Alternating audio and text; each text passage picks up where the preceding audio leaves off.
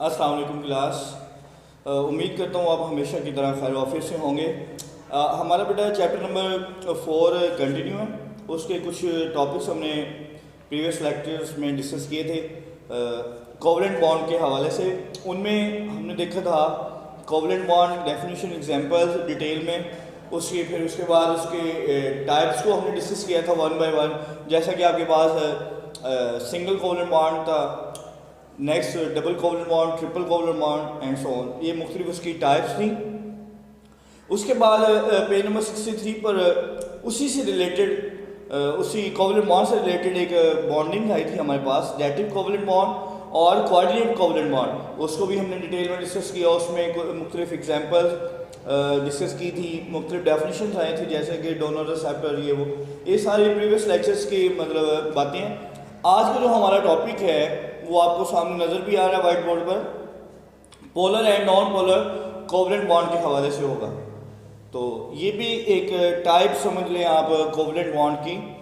इसमें कोई नई बात नहीं होगी, ऑलमोस्ट सारी इंफॉर्मेशन वही है, सारी डिटेल में जब आप रीड करेंगे पेज नंबर 64 पर ये टॉपिक आपके पास गिवन है। तो जब आप इसे रीड करेंगे तो आपको पता चल जाएगा इजीली कि ये सारी बातें पुरानी हैं, मतलब आपने ये ऑलरेडी प्रीवियस लेक्चर में अंडरस्टैंड कर ली। ठीक है, तो उसको हम रीड कर लेते हैं सबसे पहले, ताकि आपको इस लेक्चर का, इस टॉपिक का व्यू सामने आ जाए कि असल में हमने करना क्या है। If covalent bond is form between two similar atom, जब आपके पास कोवलेंट बॉन्ड दो एक जैसे एटम्स के दरमियान बनता है, the shared pair of electron is attracted by both the atoms equally. तो इनके दरमियान एक बॉन्ड पेयर बनता है। आपको पता है कि जब दो एटम्स अपने इलेक्ट्रॉन शेयर करते हैं तो उनमें एक बॉन्ड पेयर फॉर्म होता है। ठीक है, अभी जो आपके पास बॉन्ड पेयर बना है, अब वो ये कहता है कि पोलर कोवलेंट बॉन्ड में दोनों एटम्स उस बॉन्ड पेयर को एक ही तरह की फोर्स, इक्वली फोर्स के साथ अपनी तरफ वो अट्रैक्ट करेंगे। अंडरस्टैंड करेंगे बेटा बात? डेफिनेशन में भी लिखा हुआ है, such type of bond is called non polar covalent bond. जब आपके पास दोनों एटम एक जैसे होंगे तो उनको आप बोलेंगे नॉन पोलर कोवलेंट बॉन्ड। जब आपके पास दोनों बॉन्डिंग दोनों एटम्स जो कि बॉन्ड बनाने के लिए रिएक्ट कर रहे हैं, आपस में अपने इलेक्ट्रॉन शेयर कर रहे हैं, तो उनसे उनके रिजल्ट में जो बॉन्ड बनेगा उसको आप बोलेंगे non polar covalent bond. Condition same है, कंडीशन है इसकी एक कि दोनों एटम्स का सिमिलर होना एक कंडीशन के तौर पर आपके सामने डेफिनेशन में लिखा हुआ है, दोनों एटम एक जैसे होने चाहिए। तो इसमें एग्जाम्पल के तौर पर आपके पास उसने जो एग्जांपल दी है हाइड्रोजन एटम की, एटॉमिक नंबर 1 होता है, आपको पता है इसका एटॉमिक स्ट्रक्चर अगर आप बनाए तो 1 electron in the valence shell या फर्स्ट शेल कह सकते हैं इसका। सेकंड एग्जांपल के तौर पर वो क्लोरीन को लेता है, क्लोरीन एटॉमिक नंबर 17, इसका स्ट्रक्चर बनाए तो आपके सामने कुछ इस तरह से आ जाएगा। फर्स्ट शेल में कितने इलेक्ट्रॉन होते हैं? 2 बेटा। नेक्स्ट में 8 इलेक्ट्रॉन, इसका थर्ड शेल बनेगा डेफिनेटली, उसमें कितने इलेक्ट्रॉन होंगे? 7 इलेक्ट्रॉन। तो ये दोनों एग्जांपल्स के तौर पर नॉन पोलर कोवलेंट बॉन्ड के लिए बुक में गिवन है। ये हमने इनकी स्ट्रक्चर्स बना ली हैं।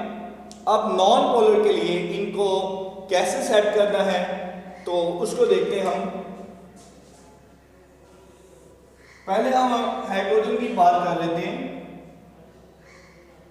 हाइड्रोजन उसके शेल में फर्स्ट शेल, एक ही शेल होता है हाइड्रोजन का, उसमें एक इलेक्ट्रॉन है, उसको हम डॉट से शो कर लेते हैं।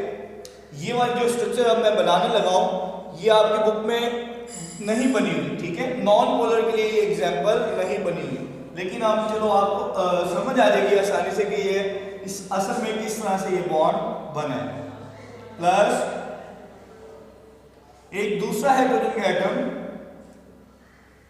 उसके पास भी एक इलेक्ट्रॉन होगा डेफिनेटली, उसको हम क्रॉस से शो कर लेते हैं।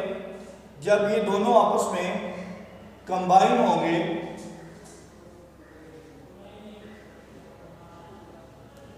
एक बॉन्ड पेयर बनेगा इनकी वजह से।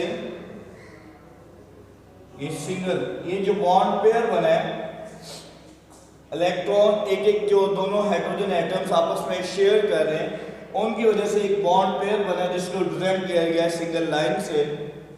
तो नेक्स्ट ये कन्वर्ट हो जाएगा H2 में, हाइड्रोजन मॉलिक्यूल में, ठीक है, H2। अब ये जो बॉन्ड पेयर बेटा बना है, अब दोनों एटम्स क्या है, सिमिलर है, एक जैसे दोनों एटम्स। ये दोनों एटम्स क्या है, एक जैसे हैं। तो ये जो बॉन्ड पेयर सेंटर में बना है, इसको जब ये बेटा आपके पास दोनों एटम एक जैसे हैं, इनकी जो इलेक्ट्रोनेगेटिविटी वैल्यूज है, En वैल्यू हाइड्रोजन की, वो क्या है आपके पास 2.2। डेफिनेटली दूसरे हाइड्रोजन के एटम की वैल्यू भी क्या होगी, En value, electron negativity value, कौन सी वैल्यू बेटा, ये इलेक्ट्रॉन नेगेटिव वैल्यू, ठीक है, इलेक्ट्रॉन नेगेटिविटी की वैल्यू जिसे आप कह सकते हैं। अब ये दोनों एटम एक जैसे, डेफिनेटली दोनों की वैल्यूज भी क्या है, सेम। जब दो एटम एक जैसे हों, उन्होंने अपने इलेक्ट्रॉन शेयर्स किए हों, तो एक बॉन्ड पेयर जो बने, दोनों एटम उसको इक्वली फोर्स के साथ अटैक कर रहे हैं, इक्वली फोर्स के साथ क्या कर रहे हैं, अटैक कर रहे हैं, ठीक हो गया। तो इस तरह की जो बॉन्डिंग है आपके पास, वो है नॉन पोलर कोवलेंट बॉन्ड। बेटा क्या अंडरस्टैंड करके, नॉन पोलर कोवलेंट बॉन्ड। अब इसकी दूसरी एग्जांपल जो क्लोरीन के लिए अंडरस्टैंड करनी है, आपने समझनी है, उसको देखते हैं। क्लोरीन Cl,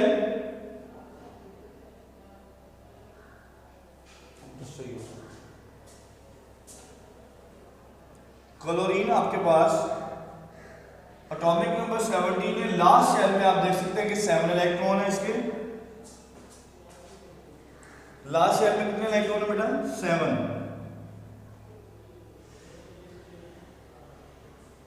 प्लस एक दूसरा क्लोरीन का एटम है आपके पास,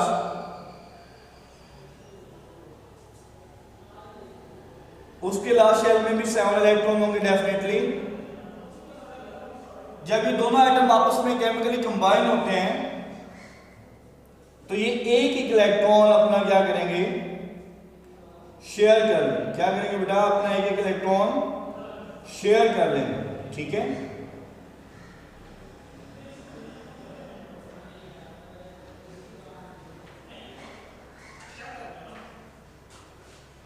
ये देख सकते हैं आप, दोनों क्लोरीन के एटम्स ने अपना एक एक इलेक्ट्रॉन क्या किया बेटा, शेयर कर लिया। और यहाँ पर एक बॉन्ड पेयर जैसे हाइड्रोजन में बना था, यहाँ पर एक आपको बॉन्ड पेयर नजर आ रहा है। और इन दोनों एलिमेंट्स की, क्लोरीन के जो एटम्स हैं दो, इन दोनों की जो En वैल्यू है, इलेक्ट्रॉन नेगेटिविटी वैल्यू, वो क्या होगी, सेम होगी, 3.2। एंड इसके लिए बेटा दूसरे एटम के लिए भी क्या होगा, 3.2 ही वैल्यू होगी, En value for the next 3.2। अब आप देख सकते हैं दोनों जो क्लोरीन के एटम्स हैं, इन दोनों की जो En वैल्यू है वो है सेम, इलेक्ट्रॉन नेगेटिविटी वैल्यू क्या है, सेम। अब ये जो आपके पास बॉन्ड पेयर बन रहा है, जो आपके पास क्या बन रहा है बेटा, बॉन्ड पेयर, दोनों एटम सिमिलर हैं, तो इस बॉन्ड पेयर को वो दोनों एटम्स इक्वली एक जैसी फोर्स के साथ अटैक करेंगे। ये है इसकी condition non polar covalent bond के लिए, ठीक है। तो आपके पास क्या बन जाएगा, एक बॉन्ड पेयर सिंगल लाइन से शुरू करते हैं और लास्ट में जाके Cl2, क्लोरीन का एक मॉलिक्यूल बन गया। यहां तक बात है किसकी, नॉन पोलर कोवलेंट बॉन्ड की, नॉन पोलर कोवलेंट बॉन्ड, ठीक है। अब इससे आगे बात चलाते हैं हम बेटा पोलर कोवलेंट बॉन्ड के लिए। क्या बात चलाएंगे इससे आगे, पोलर कोवलेंट बॉन्ड। इसको रेज कर लेते हैं, एग्जांपल्स को दोबारा हम कोट करेंगे।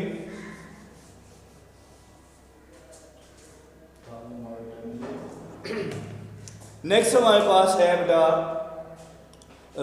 Polar covalent bond. पहले हमने डिस्कस किया कि इसको नॉन पोलर को, अब हम डिस्कस करने जा रहे हैं बेटा polar covalent bond. Polar covalent bond में डेफिनेटली क्या होगा, दो डिफरेंट एटम्स होंगे। क्या होंगे? दो डिफरेंट एटम्स होंगे। पोलर कोवलेंट बॉन्ड दो मुख्तलिफ एटम्स के दरमियान बनता है, ठीक है। अब डेफिनेटली अगर वो एटम्स मुख्तलिफ हैं, डिफरेंट हैं, तो उनकी जो ईएन वैल्यू है, इलेक्ट्रोनेगेटिविटी वैल्यू है, वो भी डेफिनेटली क्या होगी बेटा? डिफरेंट होगी। अब जब इलेक्ट्रोनेगेटिविटी वैल्यू डिफरेंस होगी तो दोनों एटम्स बॉन्ड पेयर जो उनके दरमियान बनेगा उसको मुख्तलिफ फोर्सेस से अटैक करेंगे। दोबारा मैं आपको बताता हूँ, जब आपके पास बेटा दोनों एटम डिफरेंट हैं, उनकी वैल्यूज भी क्या है? डिफरेंट। पोलर कोवलेंट बॉन्ड की मैं बात कर रहा हूँ। पोलर कोवलेंट बॉन्ड में दोनों एटम डिफरेंट, उनकी इलेक्ट्रोनेगेटिविटी वैल्यू भी क्या होंगी? डिफरेंट होंगी। जब उनकी वैल्यूज डिफरेंट हैं तो उनके दरमियान जो बॉन्ड पेयर बनेगा, उस बॉन्ड पेयर को दोनों एटम मुख्तलिफ फोर्सेस के साथ अटैक करेंगे। एक एटम की जिसकी इलेक्ट्रोनेगेटिविटी वैल्यू क्या होगी? ज़्यादा, वो बॉन्ड पेयर को अपनी तरफ ज़्यादा अटैक करेगा, और दूसरा एटम जिसकी इलेक्ट्रोनेगेटिविटी वैल्यू क्या होगी? कम होगी, वो बॉन्ड पेयर को अपनी तरफ कम फोर्स के साथ अटैक करेगा, ठीक है। इसकी एग्जांपल्स हम कर लेते हैं। एग्जांपल के तौर पर हमारे पास है, दोबारा से बुक में आपके पास गिवन है जी क्लोरीन हाइड्रोजन की एग्जांपल्स, इन्हीं को आप यूज़ कर सकते हैं। फर्स्ट आपके पास हाइड्रोजन है, नेक्स्ट क्लोरीन। क्लोरीन के आखिरी शेल में कितने इलेक्ट्रॉन है बेटा? 7। जब ये दोनों एटम आपस में मिलते हैं केमिकली तो आपके पास एक बॉन्ड पेयर बनेगा इनके दरमियान। ये जो डॉट और क्रॉस आपको नजर आ रहे हैं, असल में ये इलेक्ट्रॉन की तादाद है, नंबर ऑफ इलेक्ट्रॉन्स। तो आपके पास ये क्या बन गया? एक बॉन्ड पेयर। इसको आप बुक में जो एग्जांपल गिवन है उसमें आप देख सकते हैं बेटा, जो बॉन्ड पेयर आपके पास बना है Cl और इसके 7 इलेक्ट्रॉन्स, क्लोरीन के आखिरी शेल में 7 इलेक्ट्रॉन नजर आ रहे हैं। बुक में जो आपको ये एग्जांपल बता दी गई है उसमें ये बॉन्ड पेयर जो सेंटर में बन रहा है, ये वाला जिसको मैंने अंडरलाइन कर दिया है, ये बॉन्ड पेयर जो बने वो ज्यादा अट्रैक्ट हो रहा है किसकी तरफ? क्लोरीन की तरफ। इसलिए यहाँ पर थोड़ा सा डिस्टेंस आपको बुक में भी नजर आ रहा होगा, ठीक है। क्यों ऐसा हुआ है? क्योंकि इन दोनों एटम्स के दरमियान इलेक्ट्रॉन नेगेटिविटी का क्या है? डिफरेंस है। किस चीज का डिफरेंस बेटा? इलेक्ट्रॉन नेगेटिविटी का। इसकी जो ईएन वैल्यू है वो आपको पता है कितनी है बेटा? 2.2। और क्लोरीन की जो इलेक्ट्रोनेगेटिविटी वैल्यू क्या है जी? 3.2। अब क्लोरीन की इलेक्ट्रोनेगेटिविटी वैल्यू क्या है? ज्यादा, इसलिए ये बॉन्ड पेयर को अपनी तरफ ज्यादा अटैक करेगा। तो ऐसा बॉन्ड, अब इसकी डेफिनेशन बना लेते हैं। आपके सामने एग्जांपल मैंने लिख दी है। डेफिनेशन क्या बनेगी? डेफिनेशन इसी तरह बनेगी जैसे कि नॉन पोलर की डेफिनेशन है। कुछ वर्डिंग हम चेंज कर देंगे तो वो किसके लिए डेफिनेशन बन जाएगी? फॉर पोलर कोवलेंट बॉन्ड के लिए। जो टॉप पर आपके पास डेफिनेशन गिवन है ये नॉन पोलर कोवलेंट बॉन्ड की डेफिनेशन है। इसी को हम चेंज करके हम इसकी डेफिनेशन को कन्वर्ट कर लेंगे फॉर पोलर कोवलेंट बॉन्ड। क्या इसमें चेंजिंग आएगी वो आप देख लें। If a covalent bond is form between two, यहाँ सिमिलर लिखा हुआ है तो आपने क्या कर लेना है? Different atoms. फिर ब्रैकेट्स में आपको होमो एटम्स नजर आ रहा है तो आपने वहां पर क्या कर लेना है? हेट्रो एटम्स, ठीक है। ये दो वर्ड चेंज हो गए। The share pair of electron is attracted by both the atoms, यहां पर लिखा हुआ इक्वली फॉर नॉन पोलर। तो आपने पोलर के लिए यहां पर क्या लिखना होगा? Unequally. Such type of bond is called polar covalent bond. ठीक है, ये कुछ वर्ड्स आपने चेंज करने हैं, तो यही डेफिनेशन आप किसके लिए बना सकते हैं, फॉर पोलर कोवलेंट बॉन्ड के लिए। ठीक है, ये आज की दो डेफिनेशंस इसके हवाले से हमने पोलर और नॉन पोलर के हवाले से हमने डिस्कस की हैं। उम्मीद करता हूँ कि आपको समझ आ गई होंगी। नेक्स्ट पेज पर हमारे पास पेज नंबर 65 पर एक उससे पहले हम थोड़ी सी इन्फॉर्मेशन पढ़ लेते हैं। पोलर और नॉन पोलर के हवाले से एक बात रह गई है, उसको दोबारा हम देखते हैं। पेज नंबर 64 पर दोबारा लिखे, लास्ट में थर्ड लास्ट लाइन है, उसको मैं रीड कर रहा हूँ, बाकी हमने रीडिंग कर लेनी है। ऑलमोस्ट ये सारी इन्फॉर्मेशन जो एग्जाम्पल्स के हवाले से वो हमने डिस्कस कर ली हैं। If the difference of electron activities between two elements is more than 1.7, the bond between them will be predominantly ionic bond। अगर दो एटम्स के दरमियान बनने वाला जो बॉन्ड है, अगर उन दोनों एटम्स की जो इलेक्ट्रॉन नेगेटिविटी वैल्यू है अगर वो 1.7 से ज़्यादा है, 1.7 से ज़्यादा है, तो वो उनके दरमियान बनने वाला जो बॉन्ड होगा वो उसकी नेचर होगी आयोनिक। ठीक है, कौन सी नेचर होगी उसकी, आयोनिक बॉन्ड बनेगा। साथ ही वो लिखता है if it is less than 1.7 the bond between two atoms will be predominantly covalent. अगर उन दोनों बॉन्ड्स के दरमियान जो डिफरेंस है इलेक्ट्रोनेगेटिविटी वैल्यूज़ का, अगर वो डिफरेंस 1.7 से बेटा क्या है, कम, तो उनके दरमियान बनने वाला जो बॉन्ड है वो क्या होगा, कोवलेंट बॉन्ड होगा। ठीक है, ये भी आपने याद रखना है। नेक्स्ट पेज पर 65 पर आपके पास टॉपिक है जी, कौन सा, मेटेलिक बॉन्ड। कौन सा टॉपिक है बेटा, मेटेलिक बॉन्ड। एक नया मतलब टॉपिक है, इसको भी देख लेते हैं। पहले हम इसे रेज कर लेते हैं जो लिखा हुआ है।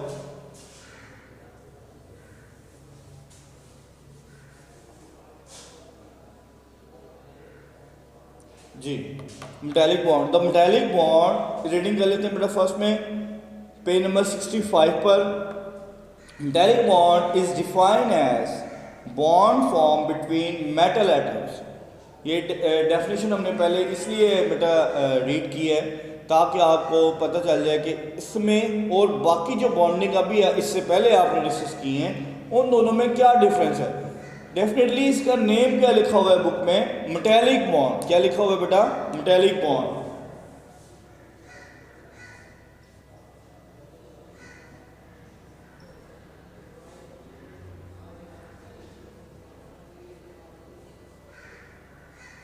मेटेलिक बॉन्ड ऐसा बॉन्ड जो कि मेटल एटम्स के दरमियान बनेगा, उसको आपने क्या कहना है, मेटेलिक बॉन्ड। ठीक है, नाम से जाहिर है, नाम से उसकी मतलब पहचान आप कर सकते हैं, आइडेंटिफाई कर सकते हैं।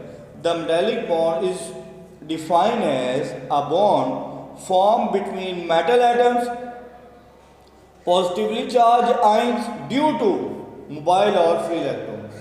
ये ऐसा बॉन्ड है जो मेटल एटम के दरमियान बनेगा, लेकिन क्यों बनेगा, ड्यू टू फ्री और mobile electron, due to free और मोबाइल इलेक्ट्रॉन। आपके पास जितनी मेटल्स होती हैं बेटा, इनमें फ्री इलेक्ट्रॉन होते हैं। क्या होते हैं बेटा, फ्री ऑफ इलेक्ट्रॉन। इनमें इलेक्ट्रॉन लास्ट शेल में आप कह सकते हैं कि इलेक्ट्रॉन फ्री होते हैं मेटल्स में, जिसकी वजह से इनमें हीट और इलेक्ट्रिसिटी फ्लो करती है। मेटल्स में इलेक्ट्रिसिटी फ्लो करती है ड्यू टू चार्जेस। ठीक है, इनमें चार्जेस फ्री होते हैं। आयंस भी आयोनिक फॉर्म में भी आप इन्हें डिस्कस कर सकते हैं। ड्यू टू मोबाइल और free electron, the different properties shown by metal atoms, metals such as high melting point, boiling point, good conductions of heat and electricity, hard and heavy natures, suggest the existence of different type of chemical bond between atoms of metals। ये इसकी उसने कुछ properties भी बता दी गई हैं इनको भी आपने बड़े याद कर लेना है शॉर्ट क्वेश्चन के तौर पर, डेफिनेशन शॉर्ट क्वेश्चन, ओवरऑल ये लॉन्ग क्वेश्चन के तौर पर आप कर सकते हैं। नेक्स्ट इसमें एक पेज नंबर 66 पर एक डायग्राम बना दी गई है, A schematic diagram of copper wire showing its positive nuclei embedded in a sea of free electron making metallic bonding। तो ये किस तरह की एक डायग्राम है, इसको हम अभी बना लेते हैं।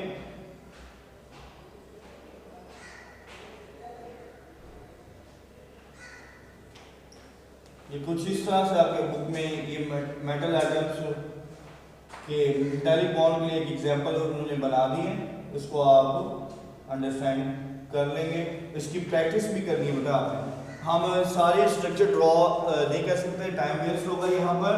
आपने कुछ इसी तरह से डिज़ाइन करनी है। पॉजिटिव और पॉजिटिव को दो डॉट आपको नजर आ रहे हैं,